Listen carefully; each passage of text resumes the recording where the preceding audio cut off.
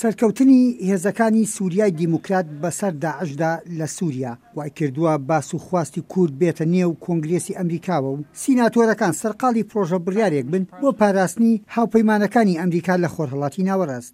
هاوسەرۆکی ئەنجومەنی سووریای دیموکرات لە واشنگتنە دڵی بەو کۆڕ و کۆبوونەوانەی کۆنگرێس خۆشە هەرچەندە دڵنیایی سیاسی دەخوازێ.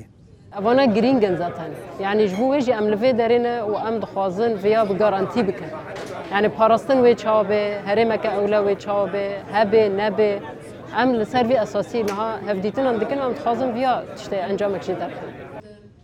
ئیلهام ئەحمەد هاوسەرۆکی ئەنجومەنی سووریای دیموکرات بە پێچەوانەی ڕابردوو دەنگی دلێرە و دەرکەوتنەکانی لە واشنگتن زۆرترە. کۆمێنیتی کوردی لە واشنگتن دەیانویست بزانن هەواڵە خۆشەکە لە ئەم خانمەیە دەرهەق بە کوردی سووریا یانە هەنێک دەبێژن شتە گەرەک تشتێکی ئیمزاکردی هەبێ ڕاستە گەرە تشتێ ئیمزاکردی هەبێ ئەمە نینێ یعنی دەروی وێ ئیمزاکردی تونە بە حەمید بێگوتن لە هەر وەختێ دەست بێ بێگوهاتن. هەموو دنیا باسی سەرکەوتنەکانی شەڕوانانەکات لە هەمبەر داعش. ئایا ئەم سەرکەوتنانە دەبنە دەستکەوتی سیاسی بۆ کوردی سووریا؟ وەک دەبێن مە کەفەنە مرنێ بڕیە کەفەنە مرنێ مە بڕیە دەبێ ئەم ڤیۆ گەڕانتی بکەن ئەم گەڕانتی بکەن ئەم باوەڕ دەکەن ئیدی چارەسەریژی پێڕەتێ ئەوژی زانن و یەکیتیا کوردان گەلە گریوە.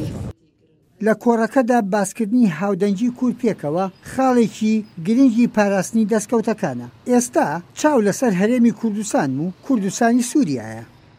ویواریدا ژمازێدەتر باشوور دکارێ ڕۆل بلیزێ دکارێ ئالیکار بێ د دۆزا کوردی de د چارەسەریya pirsgirêka Kurd de em ji rûj ava da û başûr ji başûr de em bawer dikin wê rewş hesantir bibe wê rihettir bibe.